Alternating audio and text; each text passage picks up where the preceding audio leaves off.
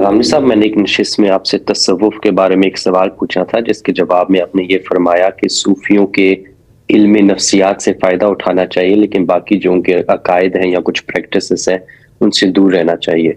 मेरा सवाल आपसे ये है कि मैं ये लाइन कहाँ ड्रॉ करूँगा, यानी कि सूफियों के इल्म नफ्सियात से एक मुराद क्या है, और उससे फ़ायदा उठाते हुए इस चीज़ का कैसे इत्माम किया जाए कि इंसान किसी बिदअत में दाखिल ना हो। मैं आपको एक सादा मिसाल देता हूँ। हम लोकली इधर नाज कुरान की मस्जिद में जाते हैं, तो यहाँ दरस के बाद एक हल्का जिक्र होता है जहाँ मिलके अल्लाह का जिक्र किया जाता है। तो जिक्र में मुझे बहुत नफ्सियाती सुकून हासिल होता है, लेकिन फिर मैं कभी कभी ये सोचता हूँ कि यार क्या ये कि बिदअत तो नहीं है, क्योंकि रसूल पाक के ज़माने में सहाबा कराम ये शायद नहीं करते थे।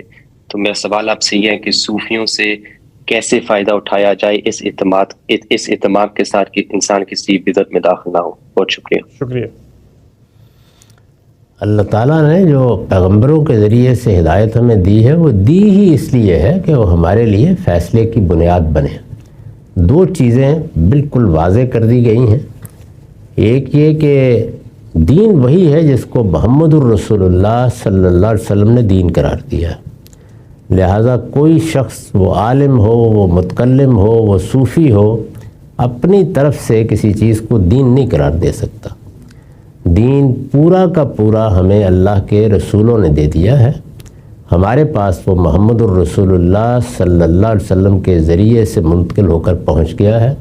वो कुरान और सुन्नत की सूरत में मौजूद है। लिहाजा दीन तो यही रहेगा। मैंने इस तरह का उसलूब तो नहीं इख्तियार किया कि फ़लाँ चीज़ से आप दूर रहिए, नहीं, फ़लाँ चीज़ के बारे में मुतनब्बे रहिए। यानी ऐसा ना हो कि आप दीन के ख़िलाफ़ कोई चीज़ इख्तियार कर लें। मुतनब्बे होने का मतलब ही होता है कि बेसोचे समझे कबूल ना करें, ना बेसोचे समझे रद्द करें। अच्छी तरह समझ कर, सोच कर चीज़ों को इख्तियार करें, या किसी चीज़ को तर्क करना है तो तर्क करें। दूसरी चीज़, जैसे मैंने अर्ज़ किया, ये है कि कोई बिदअत नहीं होनी चाहिए। तो अगर कोई दीनी मामला हो रहा है तो दीनी मामले में तो वही करना होगा जैसे कि आपने कहा कि क्या ये चीज़ रसूलुल्लाह से साबित है। अगर साबित नहीं है तो नहीं होगी। अलबत्ता दीन में दो तरह की चीज़ें हैं। एक वो जिनके लिए खुसूसी तरीके मुकर्रर कर दिए गए हैं। मसलन नमाज का एक तरीका मुकर्रर कर दिया गया है। मैं अब अपनी तरफ से कोई नमाज ईजाद नहीं कर सकता। जब भी अल्लाह की परस्तिश करनी होगी तो मुझे वही तरीका इख्तियार करना है जो अल्लाह के पैगंबर ने बता दिया। दूसरे वो चीज़ें हैं जिनमें अमूम व इतलाक़ से एक बात कही गई, दुआ करो, अल्लाह को याद करो, अल्लाह को याद रखो। इस तरह की चीज़ें अमूम और इतलाक़ में कह दी गई हैं। ये नहीं बताया गया कि अल्लाह को याद करो, उठते बैठते याद करो तो उसका ये तरीका होगा, वो तरीका होगा।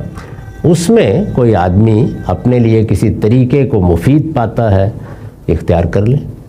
इस तरह की मजालिस में अगर सूफ़ी हजरात ये कहें कि ये हमने एक नफ्सियाती तस्कीन के लिए तरीका इख्तियार किया है और इसमें हम कोई दीन की उस तरह की चीज़ दाखिल नहीं कर रहे, जिस तरह के ये तरीके हिंदुओं के यहाँ भी आपको मिलते हैं, ये तरीके आपको बुद्धों के यहाँ भी मिलते हैं, तो वो सेकुलर बना देते हैं उनको। हमारे यहाँ भी यही करना चाहिए। नफ्सियाती पहलू से कोई चीज़ आपकी तस्कीन का बायस बनती है तो जिस तरह एक माहिर नफ्सियात से रजू करते हैं, उनसे भी रजू कर लें। जब आप दीन को उसमें दाखिल करेंगे तो फिर वही बात है कि हुजूर ने फरमा दी कि मन अहदस फी अमरिना हाज़ा फहुव रद्द। जिसने हमारे इस दीन में कोई अपनी तरफ से चीज़ ईजाद करके दाखिल की वो मरदूद है, उसको नहीं कबूल किया जाए। इसी को बिदअत कहते हैं। बहुत शुक्रिया।